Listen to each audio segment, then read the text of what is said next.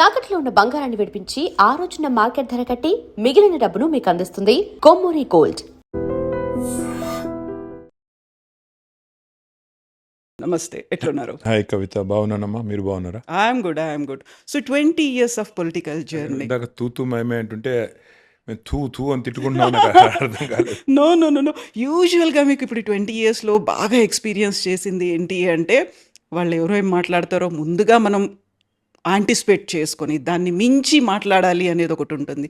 ఆర్ఎల్స్ ఇమ్మీడియట్గా ఇట్లా ఫ్రాక్షన్ ఆఫ్ సెకండ్స్లో కౌంటర్లు, సవాళ్ళు ఇట్లాంటివన్నీ ఉంటాయి. అదేం లేదమ్మా, నేను అసలు అవతల వాళ్ళు ఏం మాట్లాడుతున్నారు అనేది కూడా నేను యాక్చువల్గా చూడను, పట్టించుకోను. ఎందుకంటే నా పార్టీకి నేను మా పార్టీ తరపున, మా నాయకుడి తరపున ఒక స్పోక్స్ పర్సన్గా, ఒక కార్యకర్తగా నేనేం చెప్పాలనుకున్నానో నేను చెప్తాను తప్ప అవతల వాళ్ళు మమ్మల్ని ఏమంటున్నారు అన్న దాని మీద నేను అంత పెద్ద దృష్టి అయితే పెట్టను.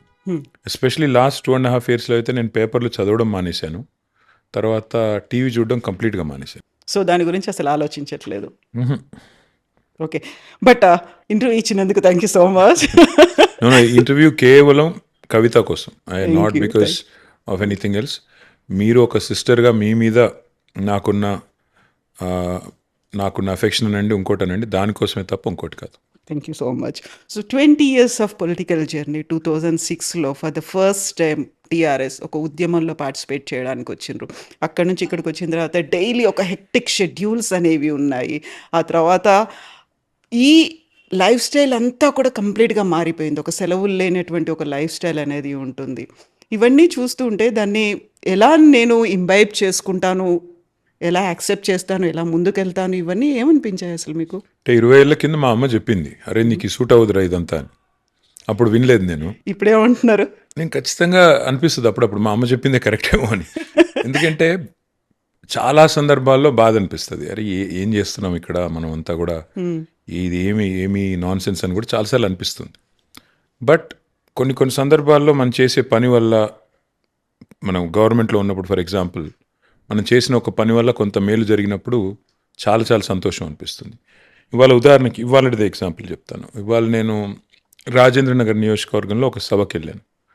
సభకి వెళ్తున్నప్పుడు నేను, సబితా ఇంద్రారెడ్డి గారు, నాతో పాటు ఇంకా ఎవరో కారులో ఉన్నారు.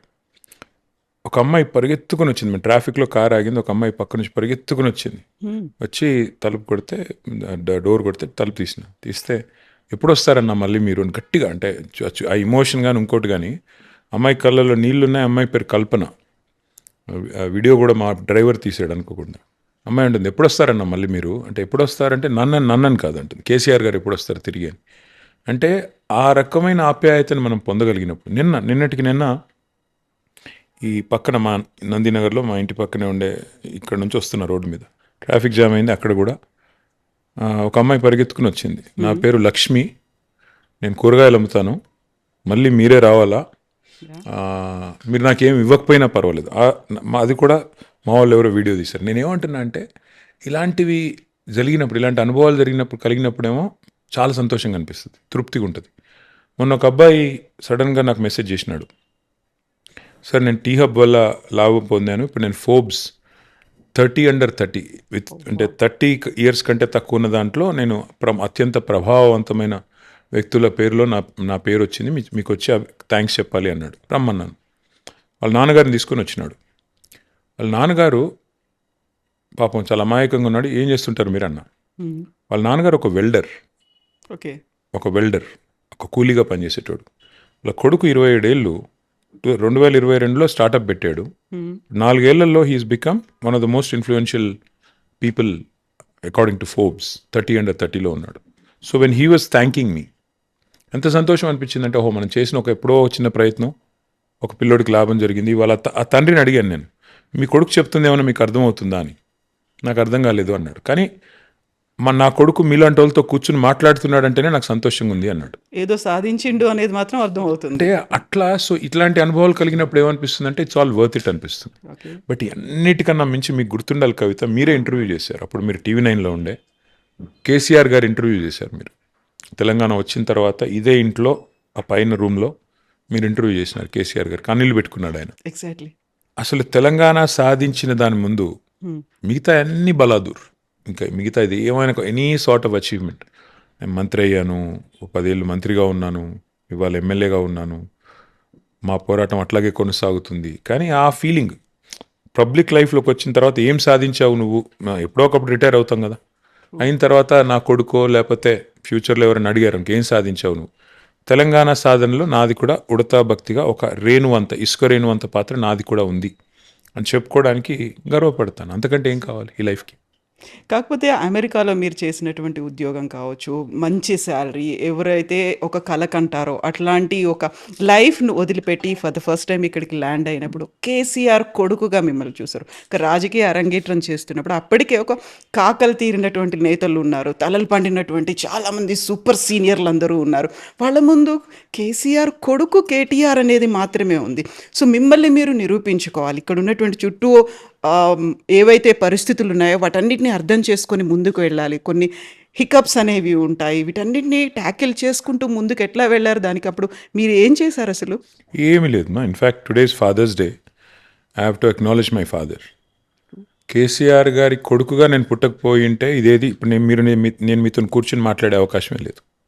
కేసీఆర్ గారి కొడుకుని కాకపోతే నాకు ఈ పాత్ర లేదు, నాకు ఇంత ఇవాళ ఇంత వచ్చిన పేరు కానీ ఇంకోటి కానీ ఏది నాకు ఈ అవకాశం వచ్చేది కాదేమో. సో వాస్తవాలు వాస్తవాలే. మనం మన పరిధి మించి మన శక్తికి మించి ఊహించుకుంటే కష్టం. నేను అనేదల్లా అల్టిమేట్గా కేసీఆర్ గారి కడుపున పుట్టడం నా అదృష్టం. ఆయన ఒక గొప్ప ఉద్యమ నాయకుడు, ఎంతోమంది కార్యకర్తల మాదిరిగానే నాకు కూడా అవకాశం వచ్చింది. బట్ సహజంగా నాకున్న ప్రత్యేకత ఏంటంటే నేను ఆయన కడుపున పుట్టడం. దానివల్ల ఏమైంది, ఆటోమేటిక్గా మీడియా గుర్తింపు కానీ ఇంకోటి కానీ వచ్చింది. మీడియా గుర్తింపు కానీ ఇంకోటి కానీ వచ్చినప్పుడు మనం చిన్న ఉదాహరణ చెప్తాను మీకు. నేను 2014లో ప్రభుత్వం వచ్చింది, ప్రభుత్వం ఏర్పడినాక కేసీఆర్ గారు మంత్రి పదవి ఆఫర్ చేశారు. నేను మంత్రిని చేస్తున్నాను అన్నారు. అంటే నేను ముందుకు సంకోచించిన కొద్దిగా. నాకేమనిపించిందంటే నా వల్ల ఇంత పెద్ద మనిషి బద్నాం అవుతారు, ఆయనకి ఎందుకు బద్నాము, మళ్ళీ కొడుకుని క్యాబినెట్లో పెట్టుకున్నాడు అని అంటారు సార్, ఎందుకు సార్ వద్దులేండి, మీరుంటే చాలు కదా, మీరుంటే నాకు నా కాన్స్టిట్యున్సీకి సంబంధించి ఏ పని అన్నా అవుతుంది కదా, నాకు ఎందుకులేండి అన్న. అంటే ఆయన అన్న మాట ఏంటంటే ఈరోజు కాదు, ఇంకో 20 ఏళ్ల తర్వాత నీకు నేను మంత్రి పదవి ఆఫర్ చేసినా కొడుక్కి ఇచ్చాడని అంటారు. నీకు ఒకవేళ సమర్థత ఉంటే, నీ కేపబిలిటీ ఉంటే ప్రూవ్ చేసుకుంటే స్టేట్ కోసం మంచి పని చేసిన వాడు అవుతావు. ఒకవేళ ప్రూవ్ చేసుకోకపోతే ప్రజలే తిరస్కరిస్తారు, పక్కన పెడతారు. కాబట్టి నువ్వు నా కొడుకు అనడం క్వాలిఫికేషన్ కాకూడదు, అదొకటే క్వాలిఫికేషన్ కాకూడదు, బట్ నువ్వు నా కొడుకు అనడమే అబ్స్ట్రక్షన్ కూడా కాకూడదు నీ గ్రోత్కి. కాబట్టి నువ్వు ఆలోచించుకో అన్నారు. సరే, మరి ఆయన చెప్పింది కూడా లాజికల్గానే అనిపించి తీసుకున్నాను, పని చేసిన. ఇవాళ నేను వెనక్కి తిరిగి చూసుకుంటే వాస్తవం ఏంటంటే కవిత, 100% ఆయన ఏదైతే చెప్పారో తూచా తప్పకుండా చేసుకుంటూ పోయాను. అంతే తప్ప ప్రత్యేకంగా ఫలానా చేయాలనో, ఒక ఎజెండాతోనో, ఒక పర్సనల్ అగ్రాండైజ్మెంట్ కోసం నేనేం ప్రయత్నం చేయలేదు. మా నాయకుడు ఏ పని చెప్తే ఆ పని తూచా తప్పకుండా ఒక కార్యకర్తగా చేసుకుంటూ పోయాను. సో ఆ ప్రాసెస్లో కొన్ని విజయాలు రావచ్చు, కొన్ని అపజయాలు రావచ్చు, కొన్ని ఎదురు దెబ్బలు తగలవచ్చు, కొన్ని జరగవచ్చు, బట్ దట్ ఈస్ లైఫ్.